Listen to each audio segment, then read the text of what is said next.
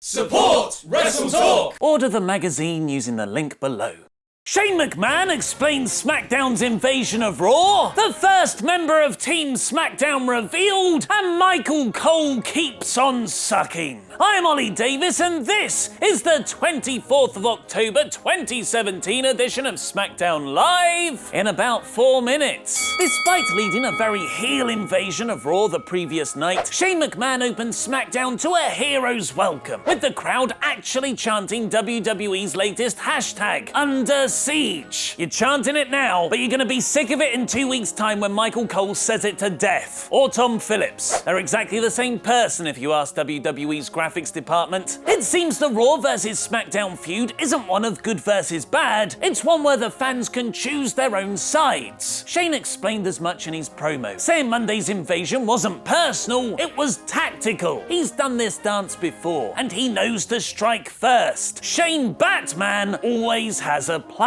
It's an exciting angle from a spectacle standpoint, and the looming threat of a Raw retaliation was effectively put over on commentary and the frequent shots of locked arena doors. But it was Shane's interaction with Sami Zayn that stole the segment. Zayn continued his brilliant heel character, telling Shane no hard feelings, and him and Kevin Owens will be happy to lead Team Smackdown at Survivor Series. Shane said they'd have to earn it though, booking Sami versus Randy Orton for the main event, with the winner being Team Smackdown's first member. Michael Cole reminded us that SmackDown's first match was presented by Jolly Rancher, so keep on sucking. Thank you, Michael Cole. You keep on sucking too. Thankfully, the Usos did not suck on commentary, being very enjoyable for American Beater's victory over the New Day, especially for the finish, where Shelton Benjamin hit an illegal kick on Xavier Woods for Chad Gable to pick up the win. American Beater cheated, potentially building on their slightly heel promo on the Usos the previous week.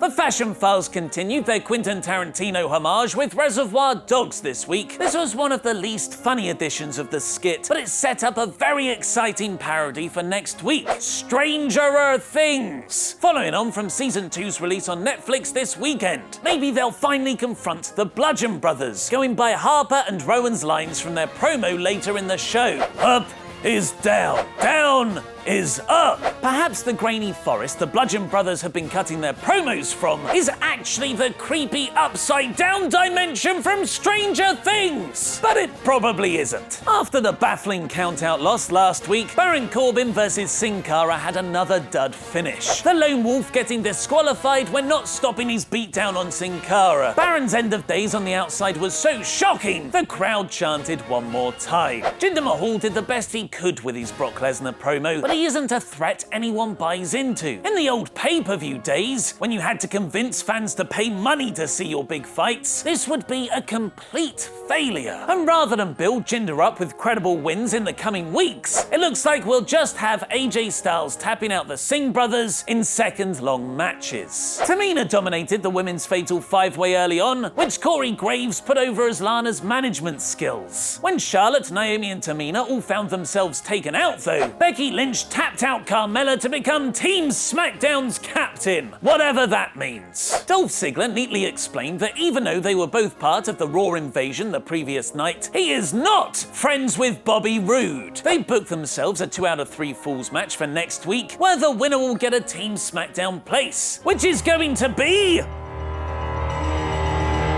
hopefully the end of this feud. The main event was a fascinating encounter. Orton's methodical wrestling style is naturally heel, whereas Sami's astounding offense, moonsaults off barricades, tornado DDTs through the turnbuckle ropes, deserve babyface pops. That Randy was always the face and Zayn always the bad guy is a testament to how good these two are. Kevin Owens ran down to help his best friend for the finish, but in a great callback to Sami's cheating last week, Randy low-blowed Zayn while the referee's back was turned and got the pin, making Orton the first Team Smackdown member. The show ended on Shane and Daniel Bryan backstage, the latter disgruntled that McMahon hadn't told him of his invasion plans. They got away with it tonight. Raw didn't strike back, but Bryan warned they will eventually, and that's on Shane, which makes for some very interesting authority figure tension. So that was this week's SmackDown Live in about 4 minutes. Here's the usual ratings recap from top to bottom. SmackDown! Damn Smacktastic, Smack Bang in the Middle, Ellsworthy,